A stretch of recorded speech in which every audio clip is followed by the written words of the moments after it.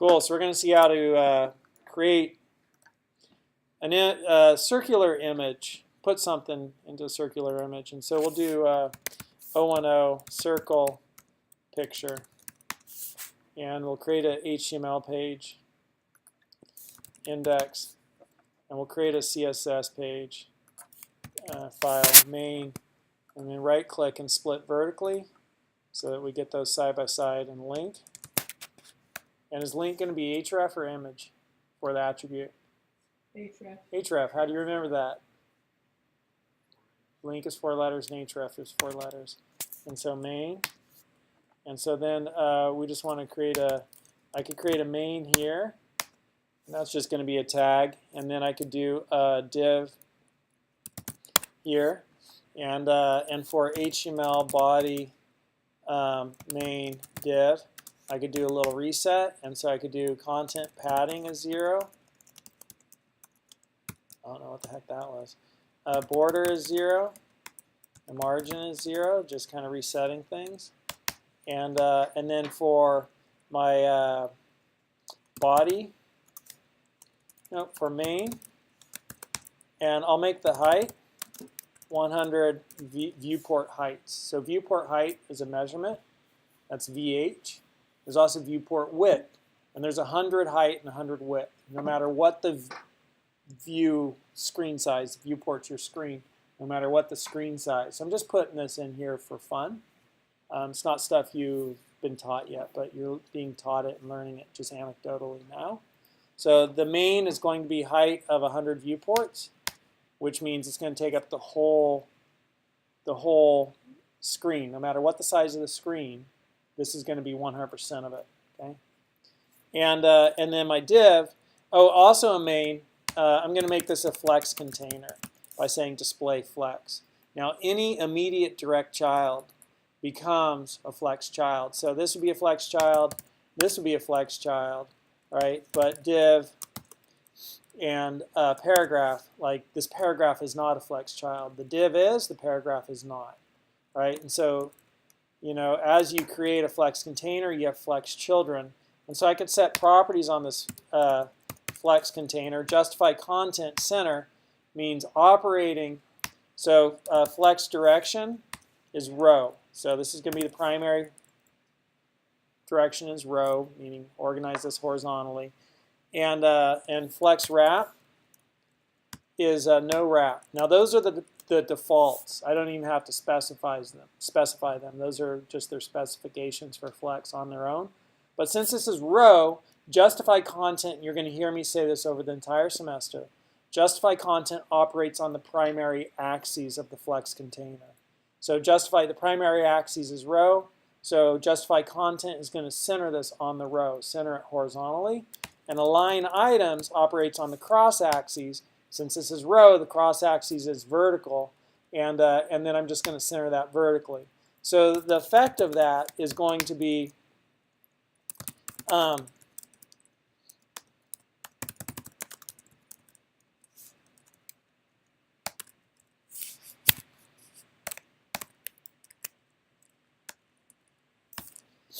on, I'll finish my thought here in a second.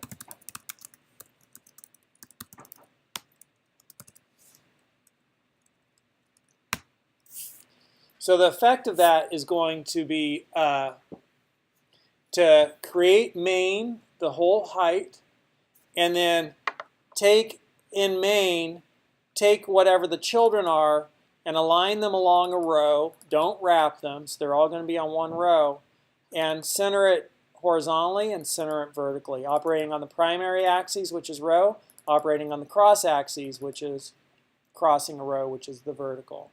So that's going to center everything on the center. Whoa. And you saw me do this at the beginning of the semester.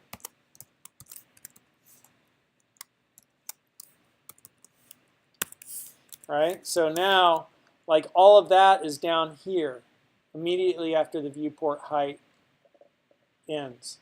And if I change the size of my window, right?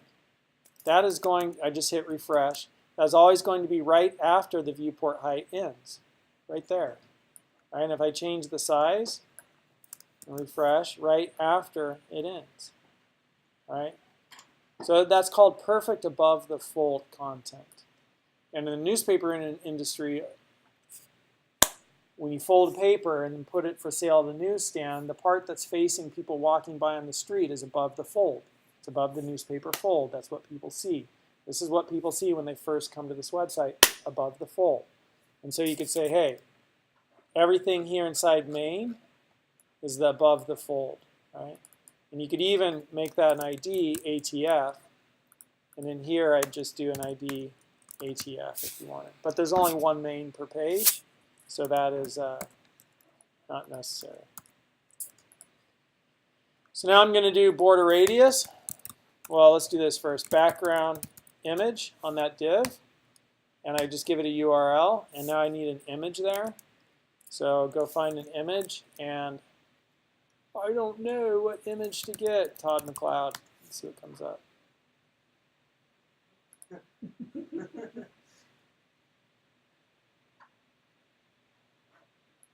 That's cool. My old office, now it's my daughter's room.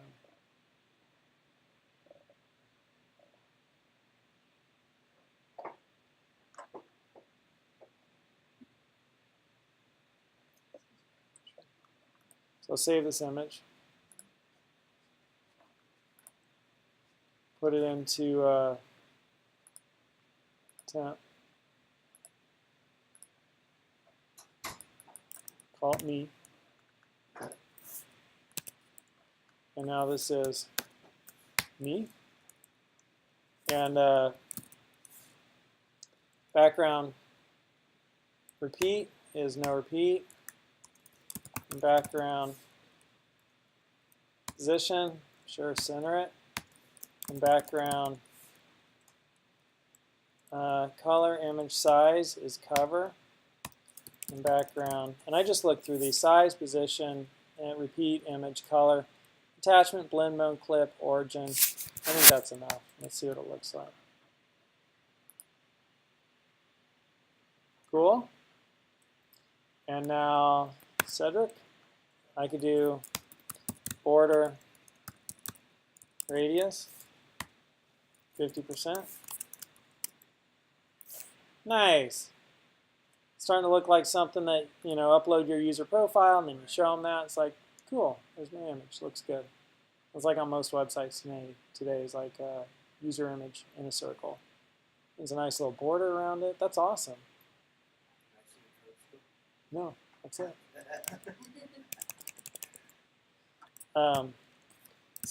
CD documents, HTML, get add, get commit, dash in. We're doing great. Get push.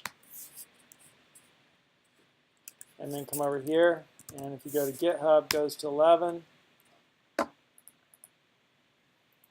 repositories, HTML, CSS Bootcamp, and temp, and fall 2017, and circle picture. There it all is. That's where you find the code, baby.